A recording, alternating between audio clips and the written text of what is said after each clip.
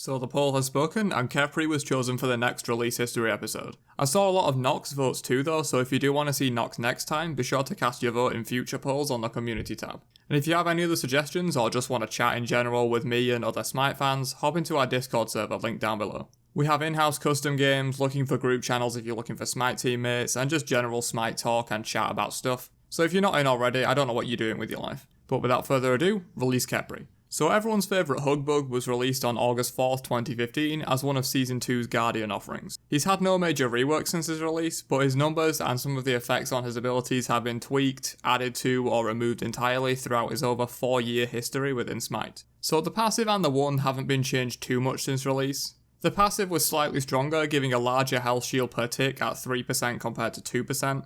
And also had a larger maximum capacity at 15 compared to 10%. Other than that though, the passive has remained unchanged, and the 1 is largely the same. It received a few small number tweaks, but nothing groundbreaking here really. The 2 though is where a lot of Khepri's overpowered release state came into play. So Khepri's 2 now is already super strong considering its many uses. Damage, minion wave clear, team buffs, enemy debuffs, there's not too much this ability doesn't do really. However, on release this was just amplified. Allies hit by the 2 on release will take 50% reduced damage for 3 seconds.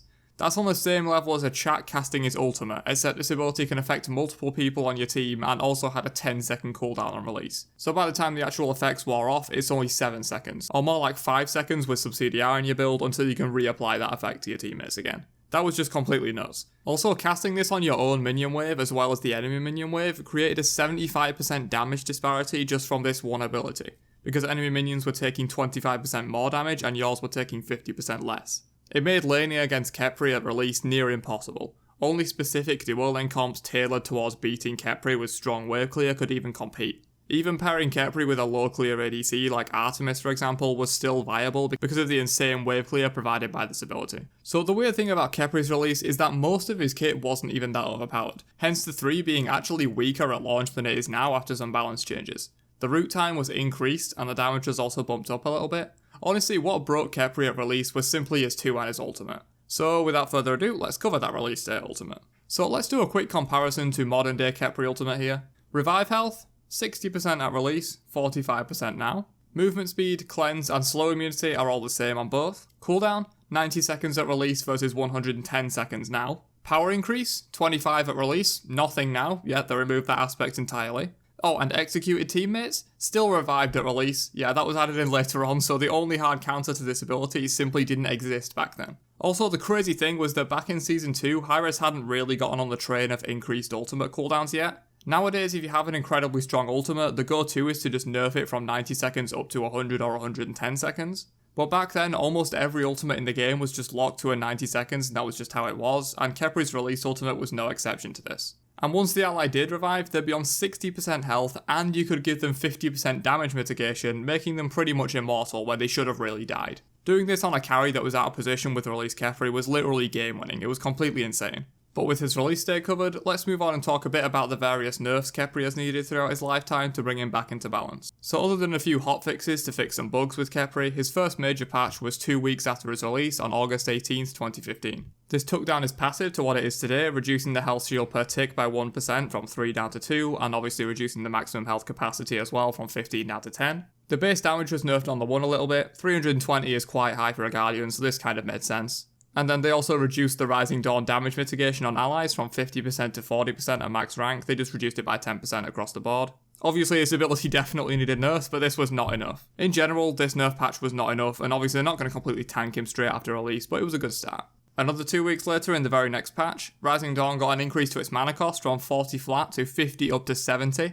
I have no idea why this was ever 40 flat considering it's the ability you rank first. It should really be scaling up in cost considering how much you can spam it with that 10-second cooldown at release. And for whatever reason, Solar Flare's cooldown was increased from 15 to 18 seconds. Looking at it through the lens of what we know today about Khepri, this ability was definitely not the one that needed a nerf. I can't believe they were nerfing Solar Flare and barely touching Rising Dawn and his ultimate, that's just insane. And the very next patch again, in 2.14 on September 22nd, 2015, the interaction with executes and Khepri's ultimate was finally added. It took 3 patches and almost 2 months to add this, so before then there was actually no hard counter to this ultimate, and even gods like Thanatos, Aoguang, all that stuff could not counter it. Khepri was left to simmer for a little bit after this for almost a month instead of nerfing him in the immediate next patch like they happened to him for the last 3 patches.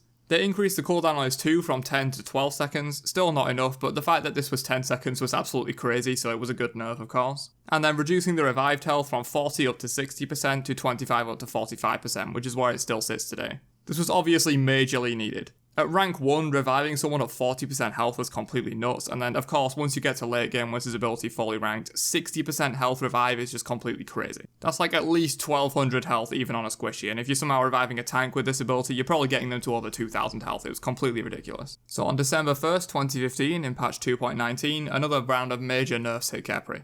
This is only 2 nerfs, but it's definitely very major for his overall trajectory as a god after his release. Taking down the damage reduction on Rising Dawn again down to 10 up to 30%, which is where it still rests today. The fact that this was 50% at release and what you're looking at now being 30% still being powerful is just why Khepri's release was completely crazy.